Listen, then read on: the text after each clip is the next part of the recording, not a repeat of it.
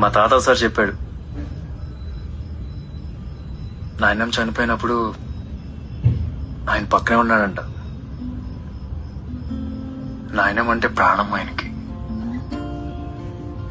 చనిపోయే ముందు ఆ ఆఖరి క్షణంలో ఆమె కళ్ళల్లో కలుక్కుమన్న నొప్పికి